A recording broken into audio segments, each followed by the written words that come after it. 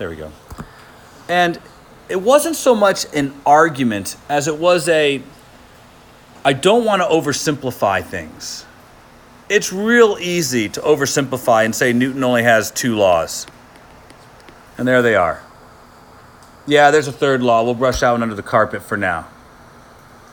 Because if it were that easy, and since all of you had physics before, you guys know the force problems aren't that easy.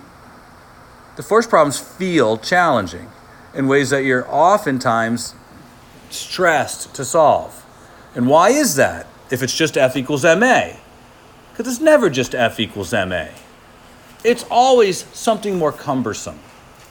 It's the knowledge that we're dealing with the net force. The net force is the sum of all the forces that could possibly be acting on the object, both known and unknown. You're hoping that in your cursory glance at the problem, you can account for all the known forces that could possibly be acting on your object. And assuming you are thorough, even then, you'll have to deal with the trigonometry that's required to actually compare those forces, because we can only work in one dimension at a time. And lastly, there might be something unseen, something that you are unfamiliar with in the way it might work. It is plausible that one force is related to another force, and the action of one or the dealing of one causes changes in the other. The best example of that is friction. We know that friction and the normal force are intimately related. We know that from last year. But this means that as the normal force changes, so does the frictional force. That can be as simple as changing the angle of an incline, which automatically changes the normal force and therefore changes the frictional force. That has nothing to do with what may or may not happen to the object. Once you deal with all of that, then we can decide what happens to the object. The object's acceleration, its potential to move, is going to be based on how much inertia the object has. We have to hope we know how much inertia it has. And to be frank with all of you, all of this is fake. All of this is an oversimplification, because we can have that conversation all day long that we're going to be able to predict what kind of motion happens. And I can come right here down to the most basic, idiot kind of question. And I'm using the word idiot here just because, not to insult your intelligence or your abilities, but to indicate, here we go, we pull on a box in this direction. Yeah, you could probably at this moment figure out all the different varieties of forces that might be acting on the box.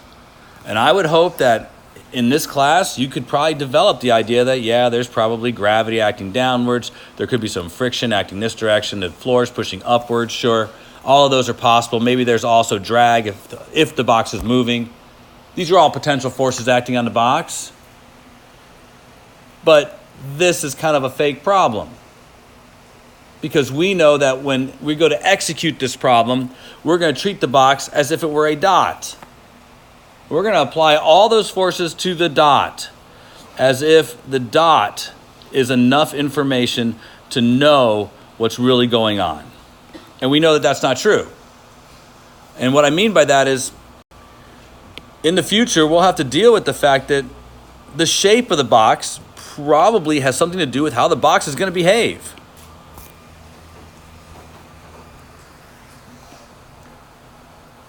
I push on that box, or I push on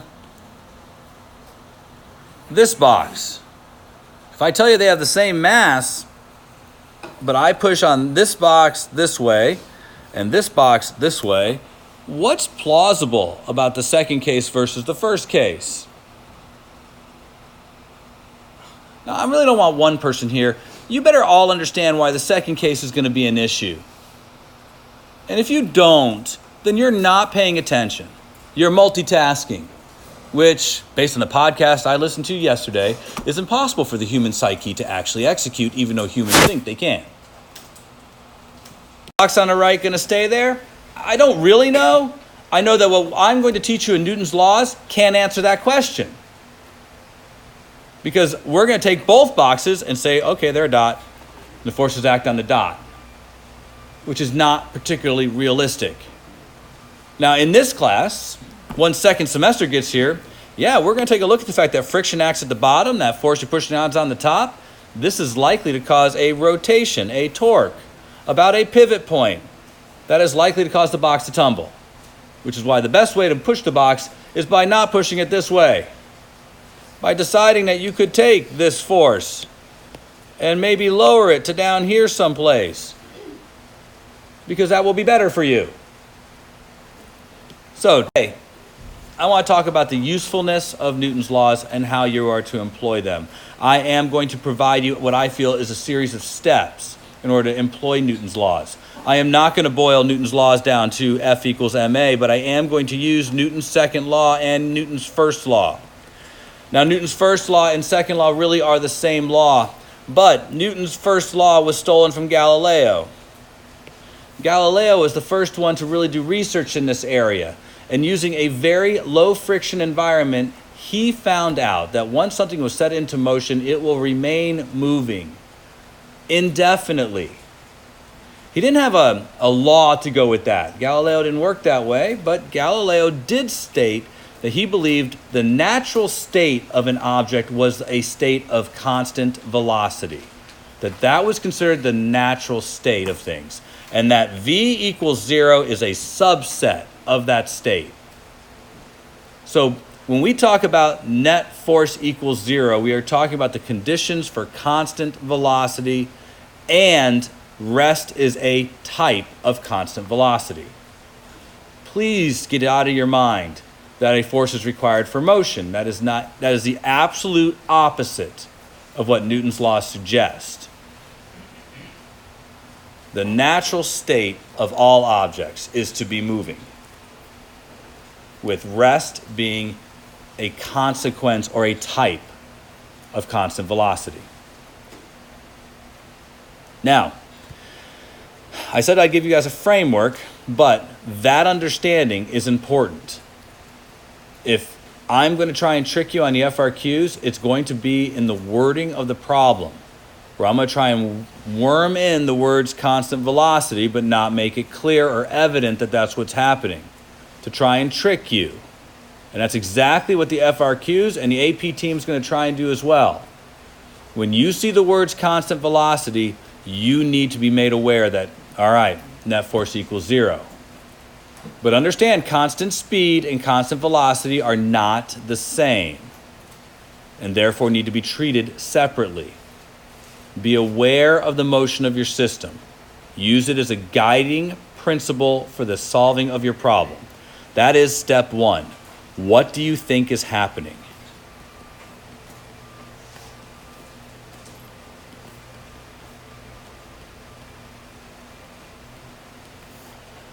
Don't treat this as a minor step. Treat this as the most important step. Predict. And don't base it solely on a picture. Make sure you have read carefully the situation governing the problem. Because part 2 is the part that probably is the most successful part for students, which should lead to perfect execution, but seldom does. Because the second part is draw a free body diagram. Now, a free body diagram, you guys all know what this is, so I don't really want to spend a lot of time defining it. But by definition, a free body diagram is one that reduces a single object to a point. It reduces a single object to a point. This next statement is not about free body diagrams, but is in general something about Newton's laws. Something that I will put as an aside, a vocabulary word, if you will. There are objects and there are agents. In using Newton's laws, we are focused on the object, the thing receiving the force.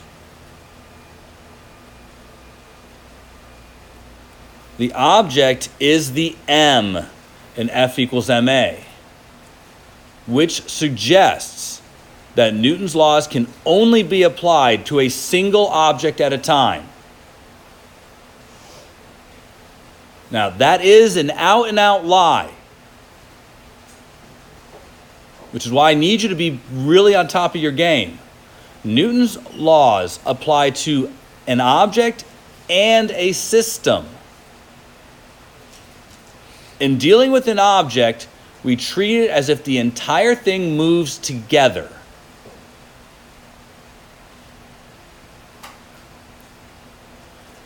However, we can also treat it as a system, where we look at the motion of the center of mass.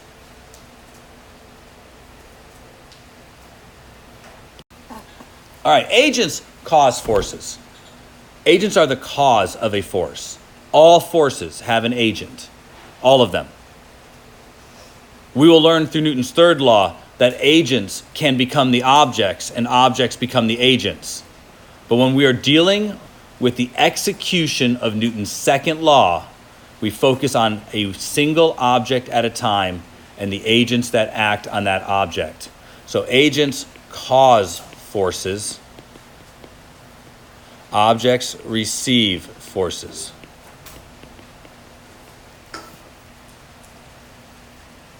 I will use those terms a lot. So, when you draw your free body diagram, you are to ask yourself a series of questions. The answer to each question could lead to an arrow being drawn on your free body diagram. We talked a little bit about this yesterday, so I don't think I have to go into great detail about that today. But you should start with the fundamental forces.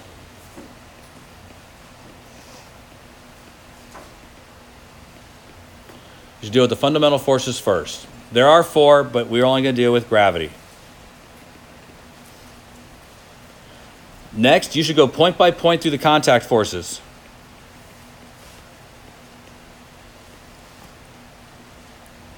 These are simple questions. Question number 1, is it in contact with the surface?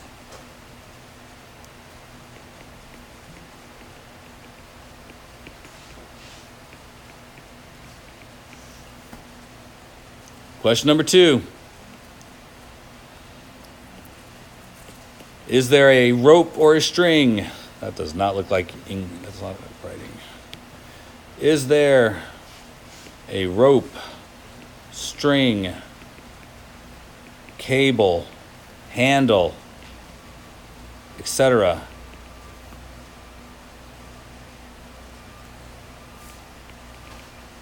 Does the surface cause friction?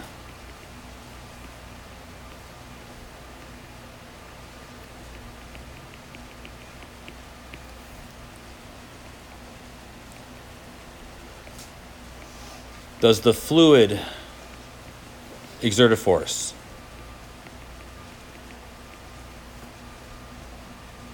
You should ask all those questions. The answer to those questions should result in an arrow drawn on your dot. Each of those arrows representing one of the forces that could be acting in your system. Now, step 3 has nothing to do with Newton's laws, but you need to apply a coordinate system.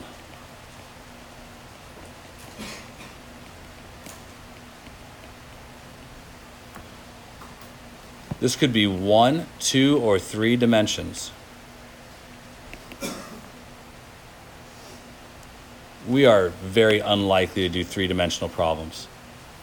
But we're very likely to do 1- and 2-dimensional problems. When you apply a coordinate system, you must immediately break up any off-axis forces.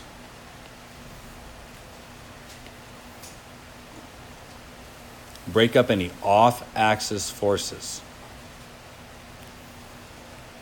And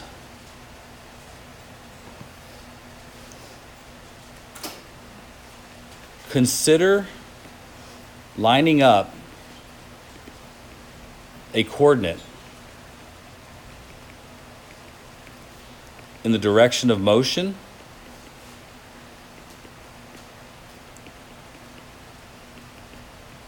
or acceleration.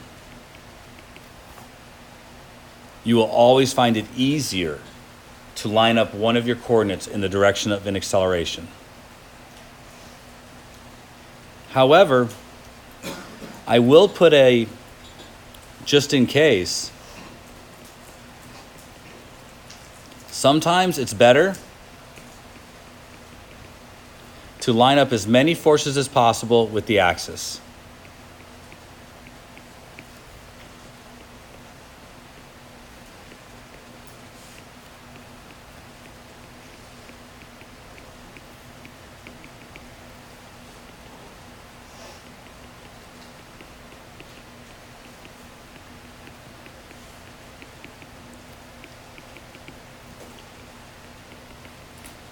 Instead of dealing with the motion.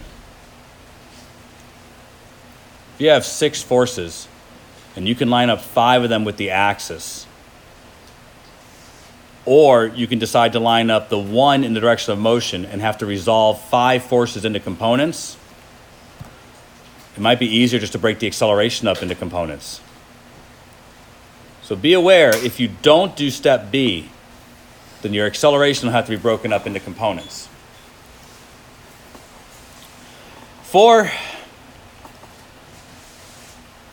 You're going to solve the individual directions. I'll put coordinates. No, I won't. Coordinates. Using Newton's laws.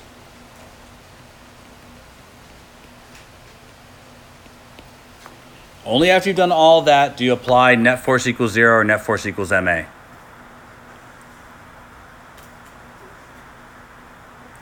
All right. Now, that was last year. Anybody who's in my room or probably in any physics class knows all about these from last year. I just went back through them very fast and did it completely in a box without doing any work, without having any example to hang it on. But what you really need to see is you need to see how they work in an example. And so I'm going to start with the same problem I start with in every single class when I do this. And that is, we're going to look at the elevator question. To me, the elevator question is the quintessential starting point because it has all of this in it. The elevator question. So, I have a cable attached to an elevator. There's a person, 60 kilograms, in the elevator. The elevator has a mass of 200 kilograms.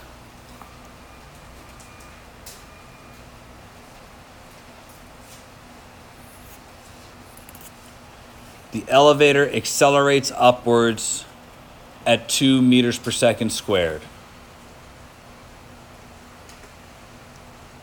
What is the tension in the cable?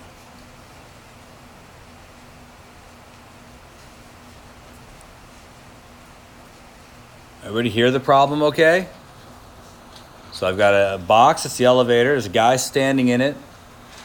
The elevator is attached to a cable that's pulling up on it, I assume. And the elevator accelerates upwards at 2 meters per second squared. What is the tension in the cable? Step 1, what do you think is going to happen? I think the elevator is going to go up. You all in on that? I don't think, it's not believable that the elevator moves sideways. It's not particularly appetizing that the cable's going to snap and the elevator's going to fall to the ground. Let's just assume that the elevator does what we say it's going to do and it accelerates upwards. So I am interested in the forces acting on the elevator. So can somebody name one force acting on the elevator? All right, so I heard a big mumble there. But Jackson, it's your birthday today. Tell me one. How would I draw the weight? All right. So I said yesterday I would encourage the weight to be the defining arrow, that everything else is based on its size. What is the weight of the elevator?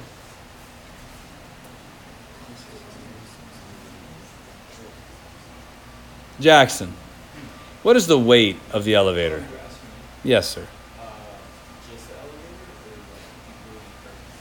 Therein lies an excellent question. One that I think that we should talk about now, because it's a place where people make mistakes. The cable is not in contact with the person. Can we treat the elevator and the person together as a single object acted on by the cable? It's a question you should ask yourself. And in case of some problems, it's important. If the person and elevator are going to move together, then it is likely we can treat them as one object. If they're not, you may not be able to treat them as one object.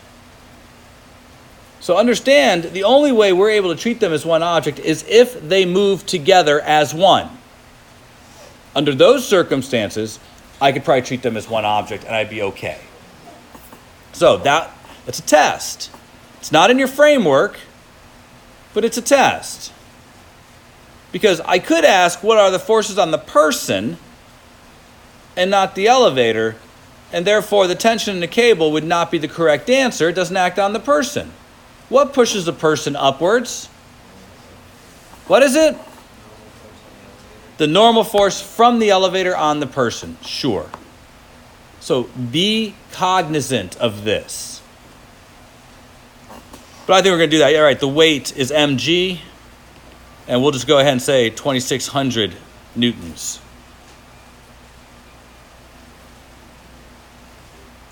Any other force acting on the elevator? Tension. That's right, tension. When I draw that arrow, how should I draw it? Should I draw that arrow bigger, smaller, same size as the weight? Bigger. Doesn't have to be huge, but it has to be enough to distinguish to the greater that the tension is larger than the weight. All right, so now, are there any other forces acting on the elevator? There could be. What's a possible force acting on the elevator? There could be drag, sure. What's another force that could possibly be acting on the elevator?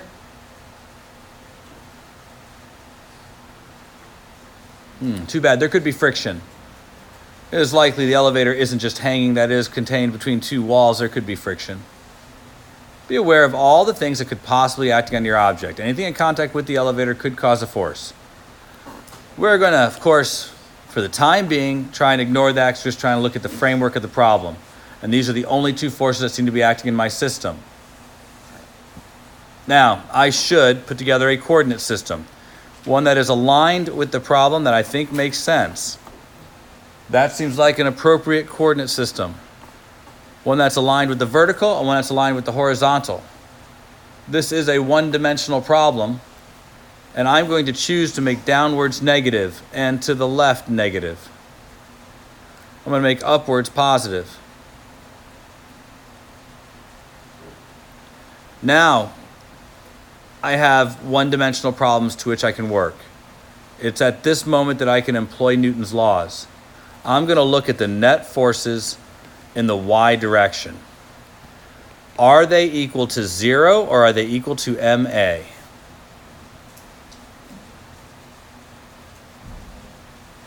How do I know whether they're 0 or ma? Yes, ma'am. That's right. You were given an acceleration. The basic rule here is that it's ma unless you are told otherwise. Meaning, it's accelerating unless you are specifically told it's at rest or have good reason to believe it's at rest due to other context clues. What I usually tell my students is that the object's accelerating unless you can prove that it's at rest or moving at a constant velocity. You have to find a way to prove that. So, we established that it's accelerating because it was given to us in the problem that way. So this equals ma. I now must vectorially add my forces, which means apply the addition of forces using direction. I'll have positive t minus weight equals ma.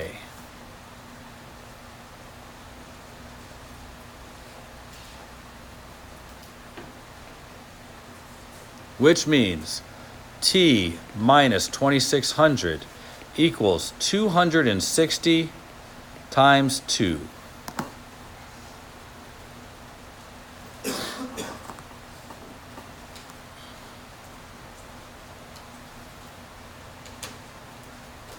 Keep going, because I think we're almost done, right? T minus 2600 equals 520. So T has got to be 3120 newtons.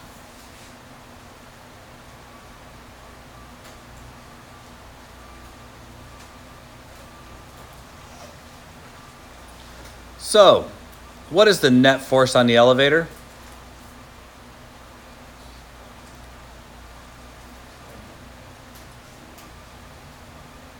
I'm trying to trick you. I should call one of you out to answer this. So you talk about it real quick with the person next to you so I can call you out. What is the net force on the elevator? That is right. The net force on the elevator was 520 newtons. We had that yesterday. That's MA is the net force on the elevator. Both forces combined together to produce 520 newtons. That was the net force on the elevator. The tension was 3120 newtons, while the downwards weight was 2600 newtons. Negative, if you don't want to say downwards. All right. The elevator makes it to the floor in question and slows down at a rate of 5 meters per second squared. What is the new tension in the cable? That one's for you to do. So although there is a difference in this problem, there is still tension in the cable. You gave your third period testing passes to those students before they leave if they have a club. Again, any student that is testing this afternoon, teachers, if you received a pass for them this morning in their mailbox, please make sure you gave those passes to them. Students that are testing this afternoon, you will be testing in the media center. You'll attend lunch A to eat, and then you'll report to the media center during lunch B. At this time, students with green or pink club passes may be released to their clubs at this time. Again, only students